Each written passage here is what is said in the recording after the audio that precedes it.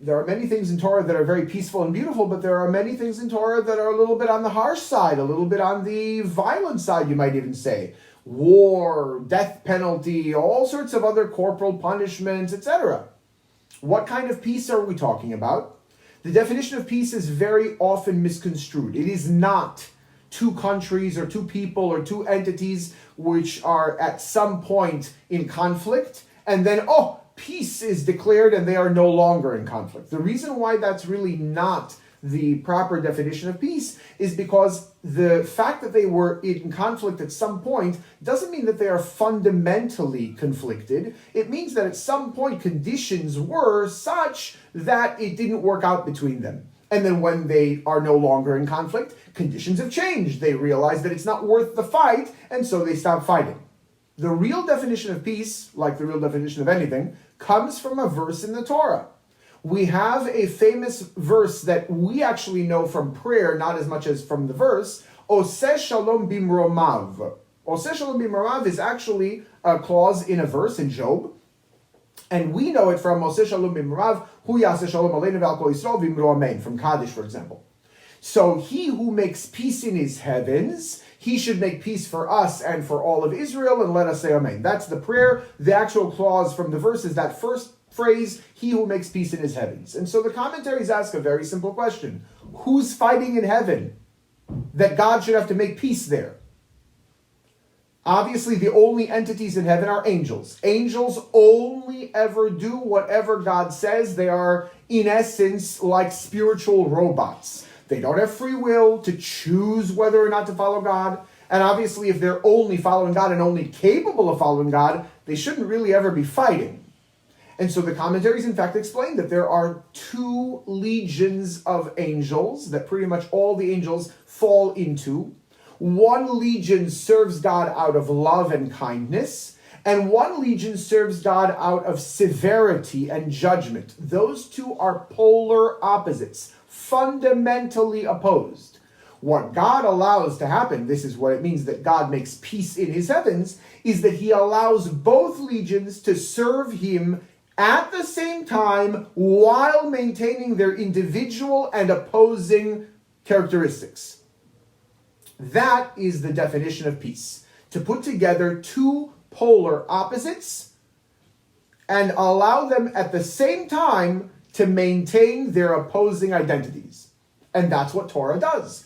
Torah allows for the spiritual and the physical, polar opposites, to be able to be combined while maintaining their opposing identities through the commandments that are, of course, found in the Torah.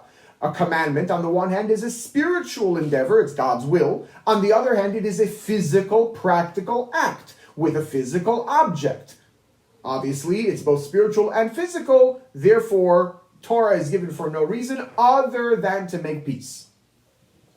The Sinai experience, as powerful as it was, only basically lasts for a couple of hours, right? At the very early morning of the 6th of Sivan, God comes down onto the mountain, Moses goes up to the mountain, we have the giving of the Torah.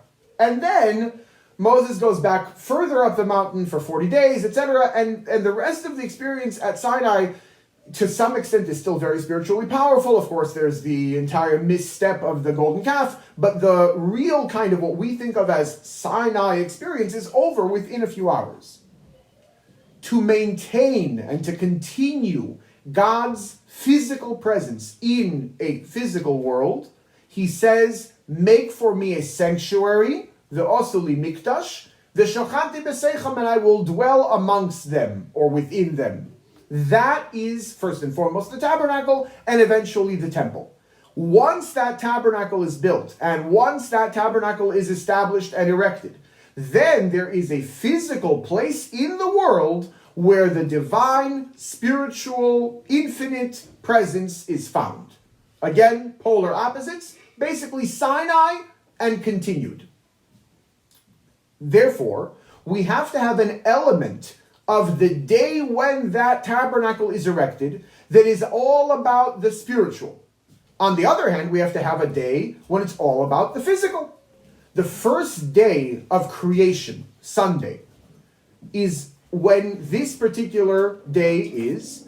And on the very first day of creation, meaning at the very, very beginning of human history, of world history, everything is created. The common misconception is that on Sunday only light was created, and then on the day and night, and then the second day was the firmament, and the third day was something else. That's actually not true. When we look at a few particularities in the verse, we see, and certainly from the sages, we see that everything was created on the first day, except for the human being, and was placed in its particular role, was placed in its particular space, as it were, in the universe on whichever subsequent day.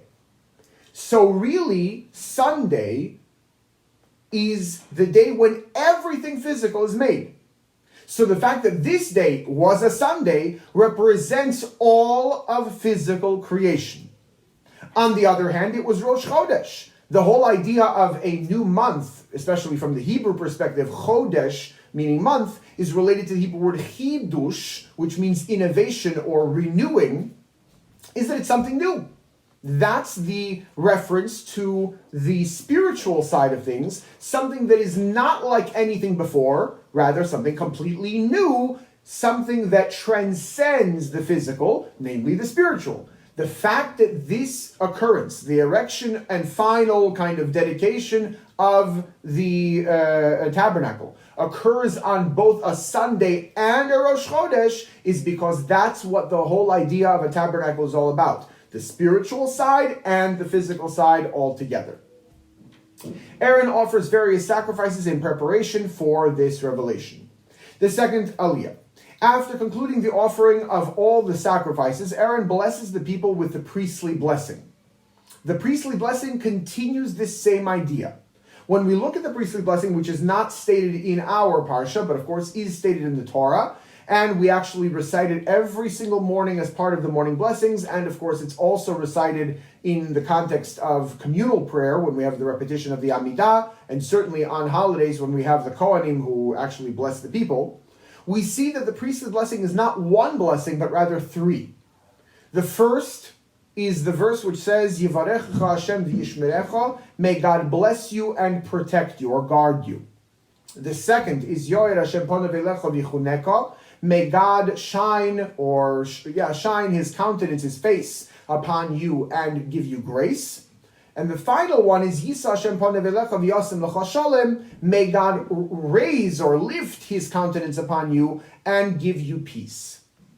The commentaries very simply point out that these three are in fact two combined into one.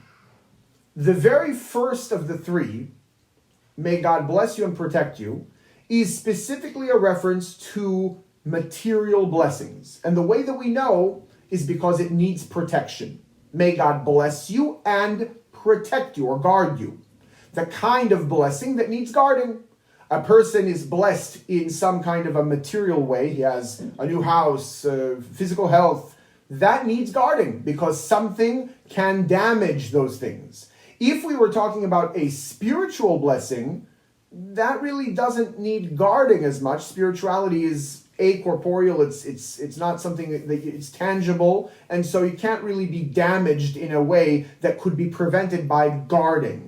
So the fact that the first clause references blessing together with guarding means that it's the kind of blessing that needs guarding. So that's the physical.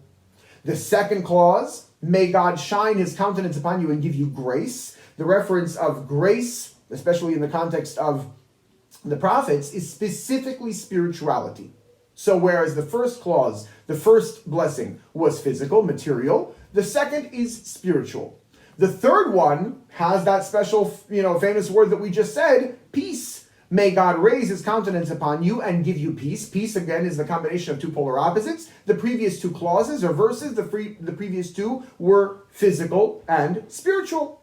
So in the same way that the days themselves line up for the sake of the tabernacle to do what it's supposed to do, the blessing that Aaron blesses the Jewish people with once this has been accomplished, once the tabernacle has been erected, is again the very, very same concept.